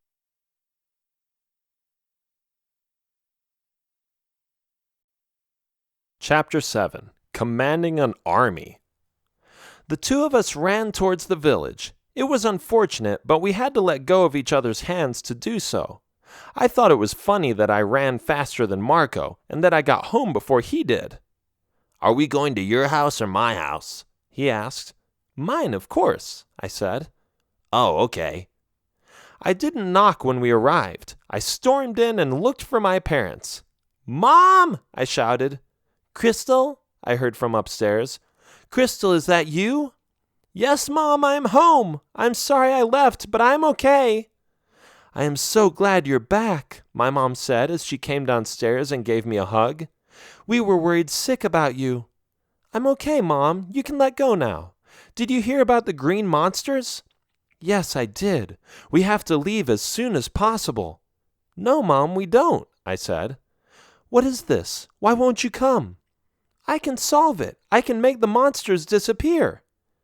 "Look, Crystal, I know you like green monsters and that you wear that jacket all the time, but just because you like certain predators doesn't mean they won't eat you." "What are you talking about, Mom? Those monsters don't eat us." "Yeah, they explode in our faces," Marco added. "Marco, you're not helping," I said. "What I'm trying to say is that I know how to deal with them. Just let me be. Trust me on this." My mother looked at me with a serious face, questioning my expertise in this area, since she had never seen me interact with green monsters before. "Fine," she finally said. "Go and do your thing. Just don't get yourself hurt." "I won't. Thank you, Mom," I said as I ran out the door, followed by Marco. We ran towards the other side of the hill and saw what the messenger had been talking about. There were monsters everywhere, and they were headed towards the village. "There are so many of them," Marco said. "What are you going to do?" "Just watch me," I said. "Stay here." I slid down the hill and snuck up to the monsters. Then I put 2 fingers in my mouth and whistled as loud and high as I could, but not just like that, with a certain tune to it. The green monsters recognized it and turned around. Slowly but certainly, they were walking towards me. "Don't show them you're scared," I thought. "Don't show any signs of fear. It will be okay." I whistled again. The monsters were really close now. That's the moment I waved my arms in the air and hopped on one foot. I am sure it looked ridiculous from a distance, and Marco was probably laughing at me when he saw me do that, but I knew that this would work. There is a certain way to communicate to green monsters, and this was the method I had read about. After some more hopping, I stopped and said, "You will follow me. Follow me now." The monsters stopped moving towards me and patiently awaited my next move. I maneuvered my way through them and signaled for them to come. What happened next was the most remarkable display any boy Marco's age had ever witnessed. The green monsters were lining up and were following me into the opposite direction of the village. For miles and miles they stayed in line. Marco was following us at a distance, and like an army commander, I marched away from our hometown and led the monsters to a distant valley. 2 hours later, I ordered them to stop. I yelled that they should rest there, and they were scattered across the valley within minutes. That's when I left them. I climbed up the hill and joined Marco, who was overlooking the valley and looking at me with big eyes. "Wow," he said. "I mean, I trusted you, but I didn't know you could do that." "Quite impressive, isn't it?" I said, feeling flattered. "Yes. You know so much about green monsters. It's awesome." "Thanks," I said, and I kissed him on the cheek. Crystal," he began, "could you take off your hoodie one more time and then kiss me? I want to see your pretty red hair." This charming boy knew the way to my heart. I took off the hoodie and kissed him on the other cheek. After that, we went back to the village to tell everyone the wonderful news. This was the greatest day of my life. The end.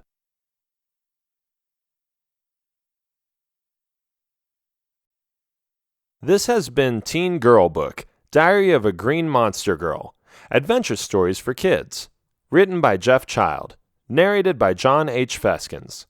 Copyright 2017 by Jeff Child. Production copyright 2017 by Jeff Child.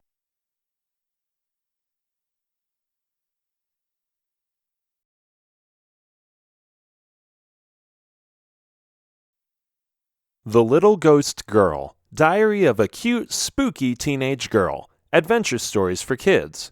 Written by Jeff Child, narrated by John H. Feskins.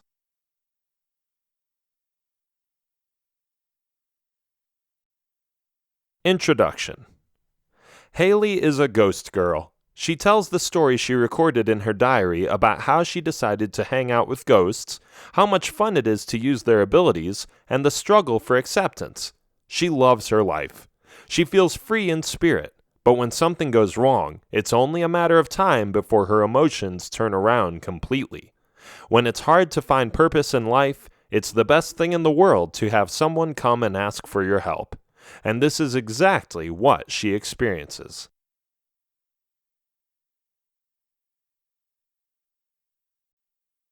Chapter 1. My Personal Path. I guess I wasn't always the most popular girl in class, and when my dad died, I became even more to myself. The years passed by and I became older, and a lot of people said I was beautiful, but I just didn't do much with it. At the time I changed, I was 9 years old. It was that age where most kids in school are trying to put you down so they can climb higher on the social ladder. I wasn't going to play that stupid game, so I often retreated to my own areas. I hated school. It was awfully boring. And even though I was more of an introvert, books bored me too. I was looking for some excitement by myself, so sometimes I just went to the fields or the woods by myself, just to sniff the fresh air of nature and look around me. It was always interesting, because I found new things and new life. I mean, the time I helped a fox out of its hole, or the time when I chased some fish in the river, those were the times I completely felt alive. One time I even saw a big worm. Yuck! I've got to tell you that those are pretty weird creatures. I don't even know if you can call them animals, but hey, they live out there and I saw one. The only thing I hate is the spiders, and I'm not talking about the tiny ones you can splat with your shoe. No, I'm talking about huge spiders the size of human beings. I spotted one recently. It was on the other side of a waterfall and some rocks. I hid behind the tree because I didn't want it to spot me. Ugly! Luckily, it didn't, but I wanted to stay away from those as much as I could. Oh, by the way, my name is Haley. I totally forgot to introduce myself in this diary. I just thought that... Oh well, it doesn't matter. Yep, Haley, that's my name. Anyway, I was talking about all the creatures I had met and the animals I had seen in the forest. My mom was always okay with it. She didn't think it would be harmful to go out there, but she always insisted I would get home before dark. And this is where it became so annoying. It was winter, and the sun went down early every day, so early that I barely had time to get out of school, change into something else, and go out in nature for an hour or two. It would get dark quickly, and I would be stuck inside playing with our cat or doing some boring homework. Not fun. Little did I know that my life would change, that one day I got lost. You see, I went to the forest and walked on the usual trails until I saw a path I hadn't seen before. Hey, this must be interesting, I said. So I decided to take a risk, to deviate from my normal course. And to tell you the truth, I had no idea I was going so far away. I didn't know where I was going, but curiosity had taken over. I walked and walked until I saw flames. Odd, I thought. In this cold weather, how could there be fire? I came closer and saw a tiny being flying in the air. Wow, I said. It was a ghost. I had learned about those at school. I was told they were mean and hostile. They emphasized how vicious and hateful they were, and that they never hesitated to attack. But this one wasn't that way at all. It was just flying around, just chilling, just having a good time. Until it saw me. It looked at me, and I felt sad. Why? Because it looked like the poor little thing was crying. Is something wrong? I asked. No reaction. I figured they weren't able to talk. I came closer and touched it. What had all that nonsense been about immediately attacking people? This one was as harmless as a cow. It flew around, almost as if it was trying to show me what it could do. Was this a baby ghost or something? Then it hit a tree. Thud! It fell, but just before it hit the earth, I caught it. I looked at it. It looked back at me. It was a peaceful moment. Then I saw some other ghosts appear. Are you guys this little buddy's family? They came closer and nodded. They understood me. Okay, they couldn't talk, but I was certain that this meant a yes. Wow, nice. Ghosts could speak our language. And here we always thought they were just brutal predators. We were so wrong. Or was it just me? I waved at them just to say hi. They twirled in the air as if they were waving back. I blew in the air. They blew a fireball. So cool. I was sold. I loved these creatures more than any of the other animals I had seen. These ghosts were my favorites.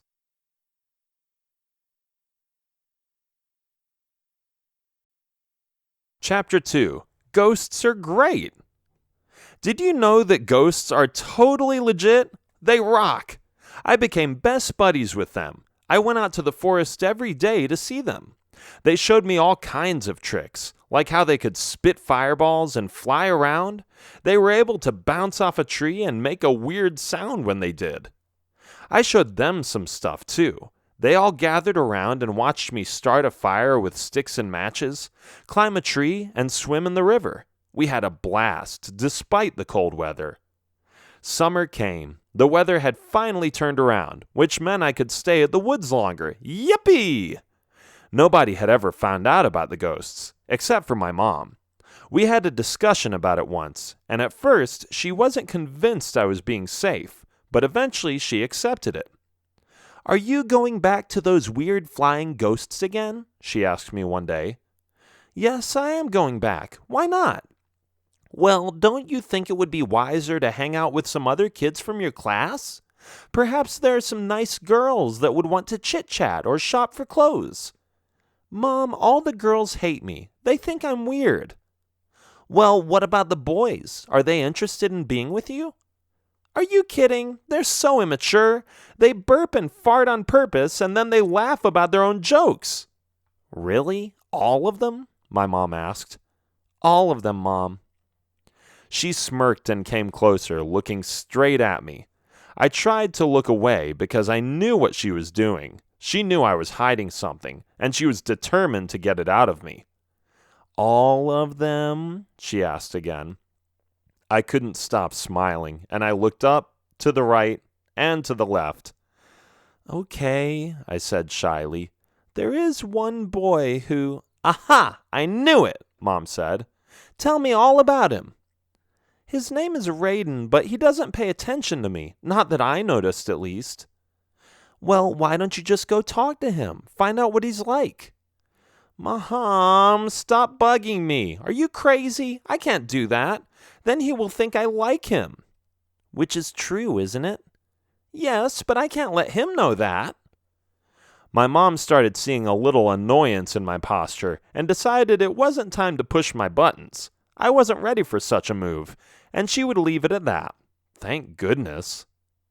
After the afternoon snack, I went to the forest again. There were more ghosts than before. I didn't remember seeing all of these. Where did the new ones come from? I asked, almost hoping to receive a verbal answer. One of the ghosts flew halfway into a circle in the direction of the mountain, as if to indicate the direction they came from. I thought for a moment and assumed there was a lot of lava in that mountain, and that's probably where they came from. But it was ironic and interesting to see that so many of them had gathered here in the forest to see me. I felt popular, even though it wasn't among my own kind. Now there were about 30 ghosts flying between the trees, surrounding me with their presence. Hey, you know what? I said. I think I know a game. How does that sound? It will be fantastic. Are you in or are you out? The ghosts nodded, which meant they were willing to play. Okay, I said. Here's what we're going to do.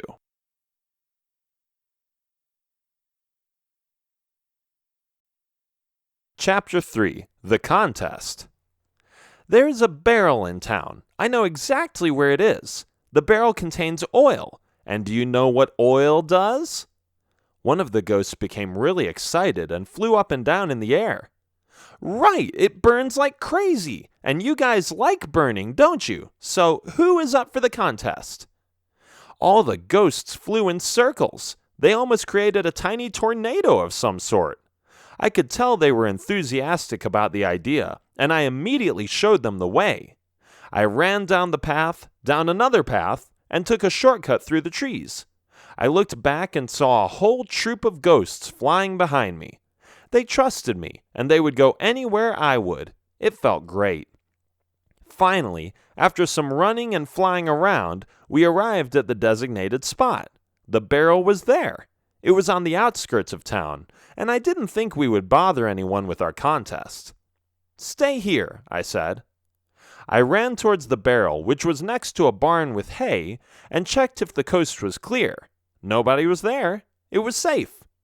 I placed the barrel in front of the barn, far enough away from it, or so I assumed, and ran back towards the 30 ghosts that were lined up and waiting for my command. "Whoever hits the barrel first wins," I said happily. "Ready? Aim! Fire!" All the ghosts were spitting fireballs to their best ability. Most of them missed, since the barrel was so far away, and some of them, like the baby ghosts, didn't even make it that far. Okay, I said after a while. "The little ones can come closer. I believe that would be fair." And so they did.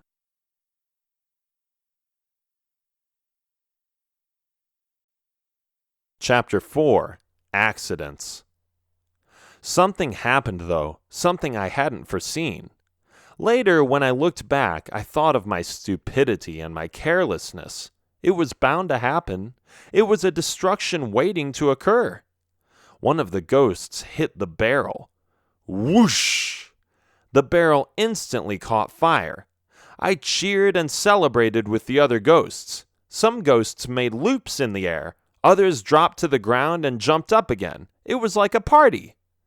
But then I looked at the barrel. Whoops! That wasn't meant to go wrong. This was terrible. The barrel had fallen over and the oil was spreading. It was slowly flowing to the barn full of hay. "No!" I yelled, running towards the barn. But I was too late. The barn caught fire as well. The flames spread within seconds to other sides of the barn, and the entire structure was being incinerated, all starting with the leaking oil. I dropped on my knees, feeling desperate and afraid. What if someone found out? How was I going to replace a big barn like that? What would I do? What would I say? I couldn't bear to watch anymore, so I turned to the ghosts and told them to follow me into the forest. Perhaps if I pretended to be ignorant of the matter, nobody would blame me. But was that really the right thing to do? I was soon about to find out, because the structure wasn't the only thing the fireball had kindled.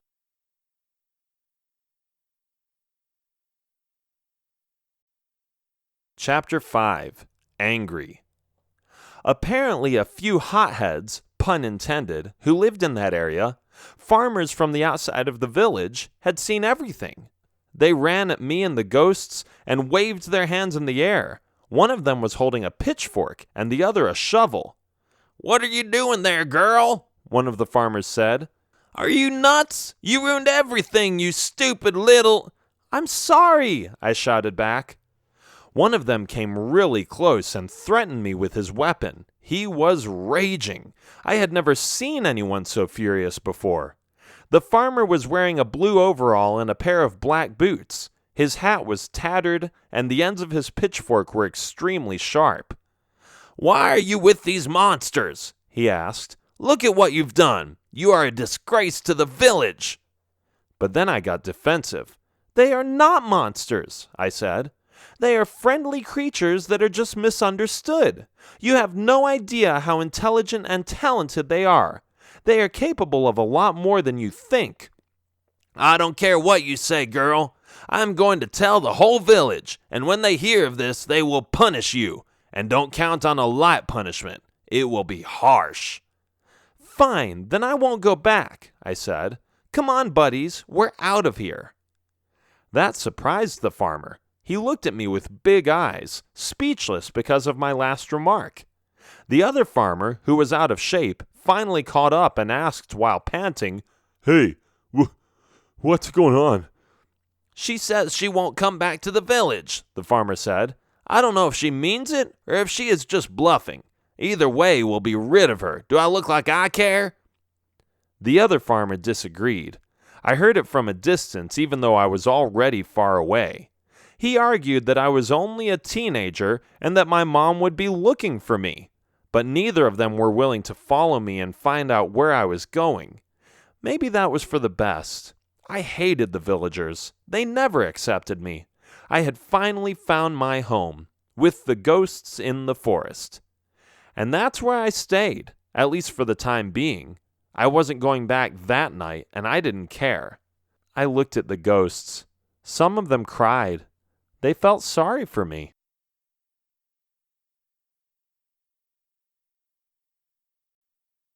Chapter 6. Ugh! That night I didn't leave the forest. I crawled under a bush and put my jacket over my body. I had never stood still at the fact that ghosts needed their sleep too. I had never seen them sleep.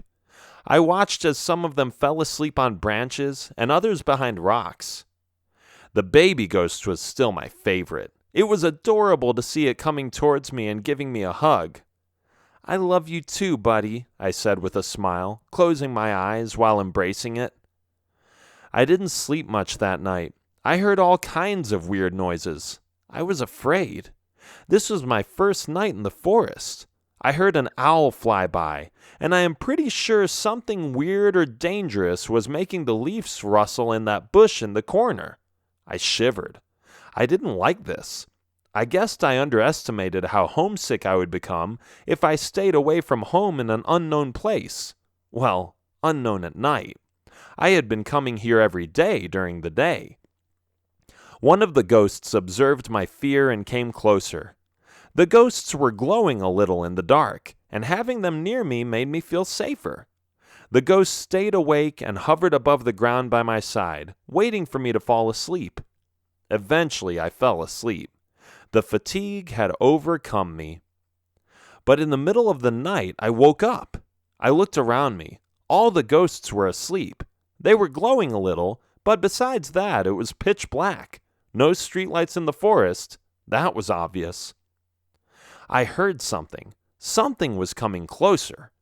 I crawled back and ended up under the bush I was hiding under. Then I saw it. 8 red eyes were shining in the obscure blackness of the night. It looked horrific. No! What? Was it one of those humongous spiders? Would it try to eat me? I panicked and woke up the ghost next to me, elbowing it in the face. The ghost arose with a jolt and looked at me with a mean face, almost not recognizing me at first. Then its facial expression changed when it saw that it was me. But the ghost was also aware of the fact that there was something wrong with me. I was terrified, and I looked at the red eyes which appeared from the shadowy corner of a tree trunk. Trembling while staring at it, I slowly lifted my arm and pointed at it. The ghost turned around and immediately discovered what was going on. I could see the anger in its eyes. How dare this spider threaten me, the ghost girl? Without hesitation, the ghost spat a fireball at the vile monster. The burning ball hit the 8-legged creature in the face, and not too long after that, it disappeared from our sights. What a wonderful ghost! It had defended me and saved my life. I gave it a kiss, even though it felt kind of funny.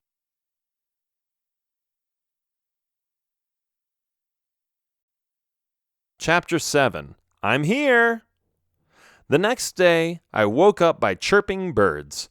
The sun rose, and a bright new morning was going to be full of surprises. The first surprise was someone calling my name. Haley! Haley! Was that my mom? The ghosts were all awake now, and they were surrounding me like a protective shield. It's okay, I said. I think it's my mom. Mom! "Oh, Haley, I am so glad you're okay. I have been looking for you for hours. Why did you run away from home?" "Well, I accidentally burned down the farmer's barn, and since a lot of people don't accept me in that village anyway, I thought I would just stay away. It made more sense to me. Nothing personal towards you. I just don't know what to do." She embraced me and held me tight to her chest. "It's good nothing happened to you. Don't you think it's a little dangerous to be in the forest by yourself?" "By myself? Who says I am here by myself?" My mom looked around her. The 30 ghosts had multiplied, or so it seemed.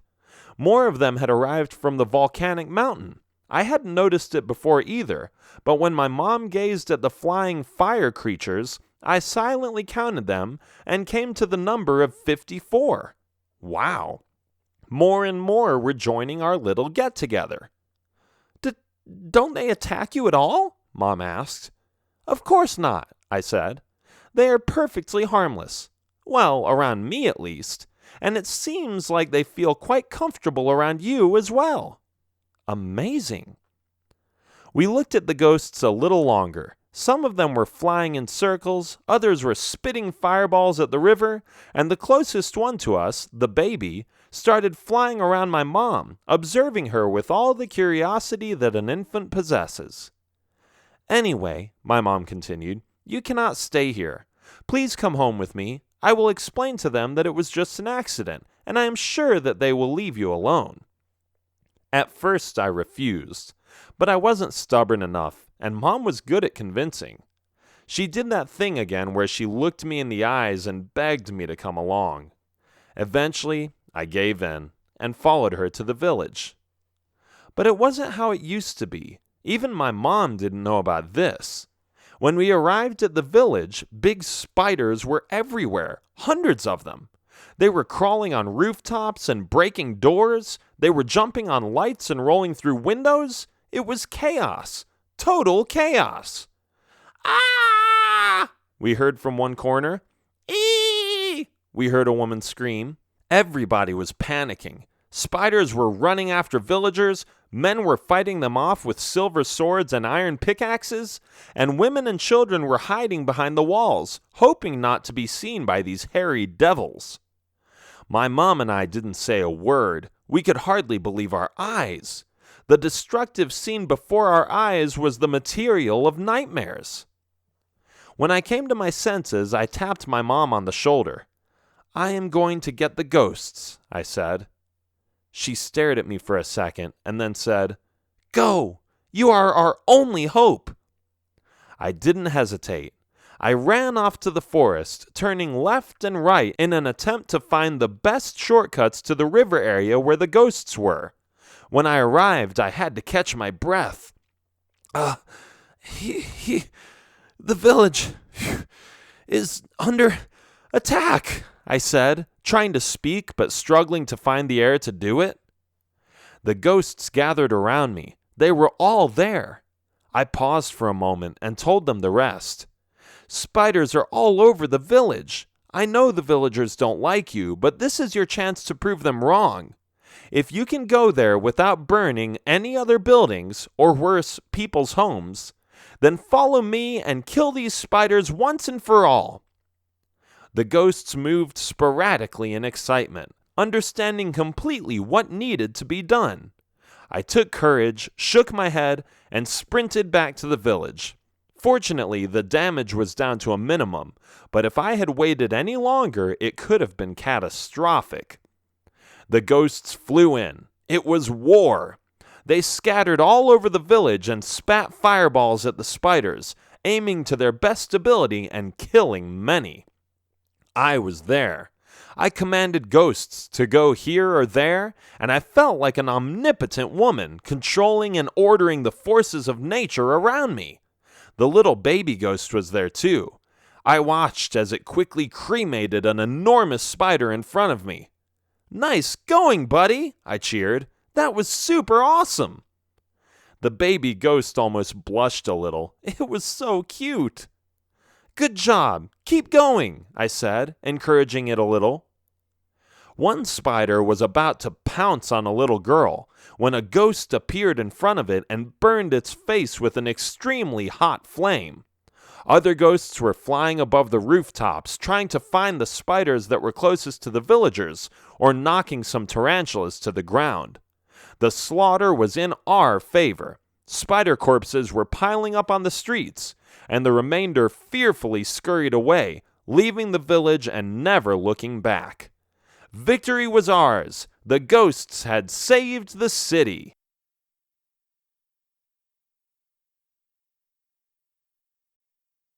Chapter 8. Accepting. When all the spiders were either removed or killed, chased away or roasted like a ghost barbecue, the ghosts were surrounding me. Slowly but certainly, all the villagers came to the main square, curious to see what had just taken place. They saw me. More than 50 ghosts were flying around me in circles, alert to the fact that anyone might still threaten me. I was their best friend, their trusted associate, their supreme leader. I watched a few villagers come closer. The farmer was up front, the same farmer who had been scolding me near the barn. He took off his hat and apologized. "I'm sorry for distrusting you and your friends," he said. "You saved my family and my house from those awful spiders. I owe you thanks." "Oh, it was nothing," I said. "Always happy to help. I'm sorry I burned your barn to the ground. It was never my intention to do so." "I completely understand," he said. "Consider us even." "Sounds good to me," I said.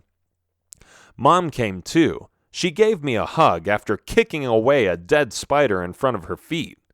The garbage man took a snow shovel and dragged some other carcasses away. It was pretty disgusting. But everybody felt like celebrating, and later I was told that there had been no fatalities. The other villagers approached me, carefully treading the area where the dozens of ghosts were still circling in the air. But something that stood out, someone who stepped forward out of the crowd, caught my attention. A pretty face I instantaneously recognized. It was Raiden. "That was really cool, Haley," he said. I was surprised he even knew my name. The butterflies in my stomach got wilder and wilder. He was so handsome. Wow! "Perhaps we can go do something fun. How about tomorrow?" "I'd like that," I said. "Any ideas?" "Well, I thought of heading to the forest, and then you can show me what else these ghosts can do. I kind of like them." I smiled. The boy of my dreams was asking me on a date. I had just saved the village and had been accepted by many of the people there. The ghosts were still my friends, and I felt more confident than ever. This was the best day of my life. The end.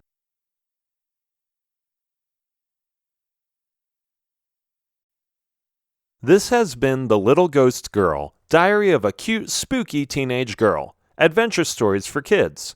Written by Jeff Child. Narrated by John H. Feskins. Copyright 2017 by Jeff Child. Production copyright 2017 by Jeff Child.